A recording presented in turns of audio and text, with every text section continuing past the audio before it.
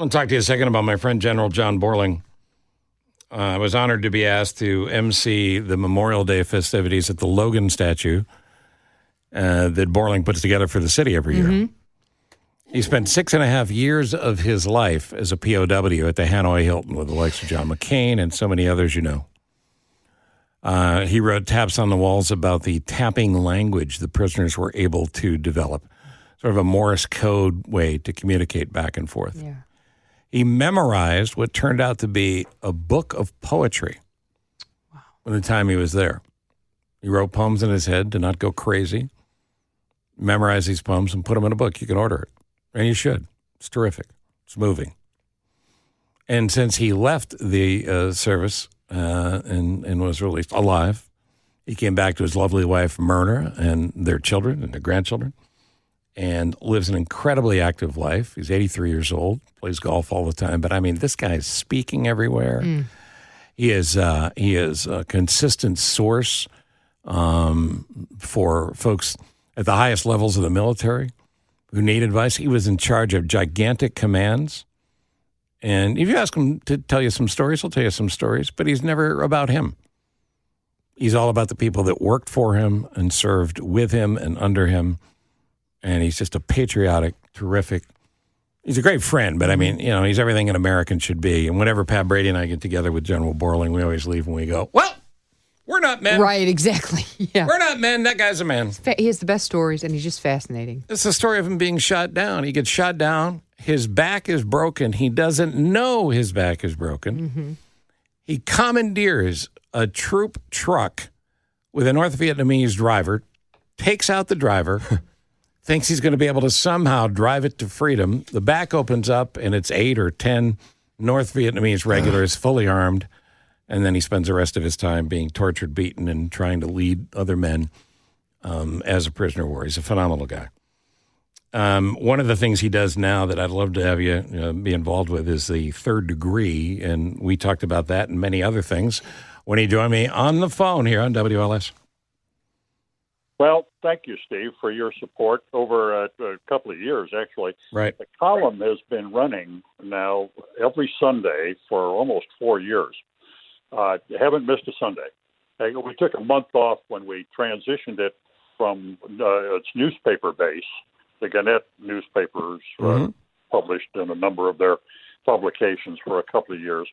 And then, as a cost-cutting measure, they cost-cut me by 50% without discussion, and I elected to take it private. And we had a month's interregnum there where we had the third degree set up. The premise is that I think most people can make their own decisions and should on matters public and private. The third degree just reserves the right to ask hard questions on those same subjects. And it does so in a very focused way every week, trying to keep the content down to about 400, 450 words. But it's questions. It's imperative inquiry, if you will. And we've had great results. www.third, THIRD, -degree, us.com. Or you can send me an email and say, hey, this is what I think about that. And it's john@third-degree, us.com. And we've got a very robust and active readership and sponsors. But it's very expensive. Did you tell people that? It's very reasonable. It's very reasonable. It's a cup of coffee a month. That's all. And it's not even Starbucks. I mean, it's the stuff down at your local cafe. That's exactly right. A month. And if you don't think you're getting your money's worth, you'll get your money's back. All right, so let me segue into the awfulness that does go on around the world. Yeah. You know, we want to fight about who's going to be the president. We want to fight about whether or not we have a Speaker of the House and whether Republicans are the wrong and Democrats are in the wrong. We need to fight for what not only helps America, but helps the world. And America is still in a position to do more for the world than anybody else. So it is imperative that we not negotiate with terrorists. But when these cowards go out and kidnap a couple of hundred people who weren't doing anything other than living their lives, that's got to be an impossible position for military leaders in the highest and obviously the commander-in-chief. when the dogs of war are loosed, or loosened, I guess would be the correct approach, a lot of bets go off the table. And in this current Guerra Nueva, the new war, I think there's a perspective that has been lost that hopefully will be regained. And you can dial any argument you want back to the place where you win the fight in your own head. There are biblical connotations to all of this as well.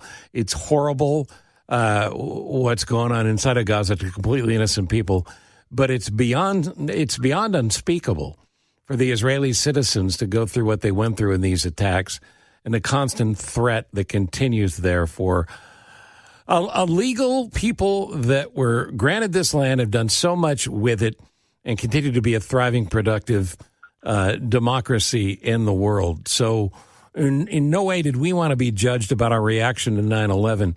The judgment that goes on about Israel's reaction to this, that's one of those but there for the grace of God moments, isn't it? Well, I think you can make that case, and it's good to go back and figure out, or try to figure out, and I haven't seen any analysis on this, but why now? Why did they attack now with such ferocity? And my take on it, trying to look at it from a God's eye view, is that there was too much rapprochement going on in the Mideast. The Saudis were about ready to conclude really wide-ranging and far-reaching positive accords in line with the Abraham Accords that started under Trump. Right. And I think that one can make a case that while this attack, certainly they didn't dream it up overnight, and let's go to war for the hell of it over the weekend.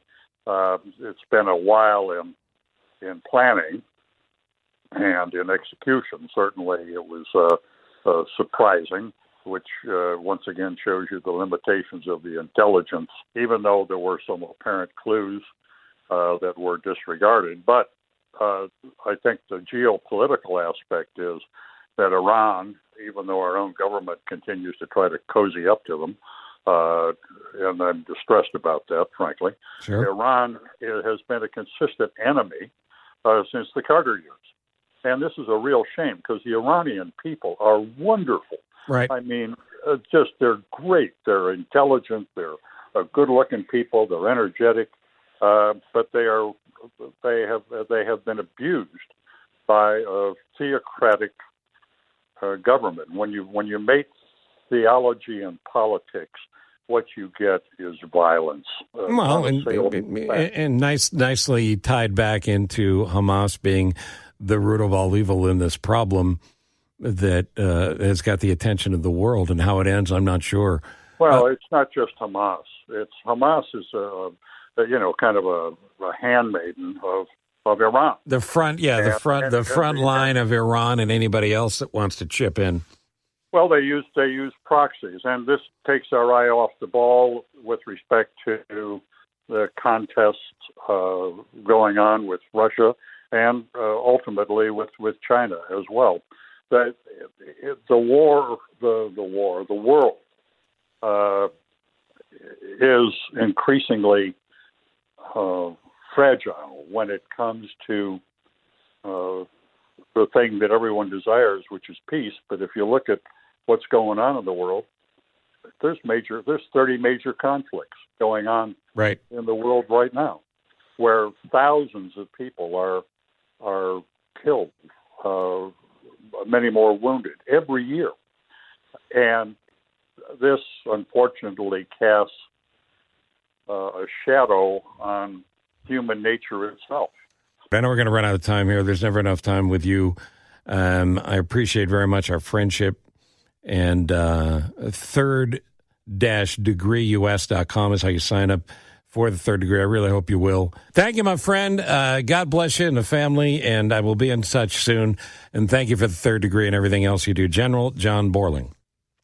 He also has a very interesting idea called SOS America, which I'll tell you about at another time when we have a little more time to get into it. But essentially, it's a year of volunteer service to the country to pay it forward for everything the country's done for you. I think And volunteer, it's a you wonderful paid volunteers, idea. paid, Yeah. but a year where you give back to the country in an area of need. I that think it's a would wonderful fit idea. your skill set.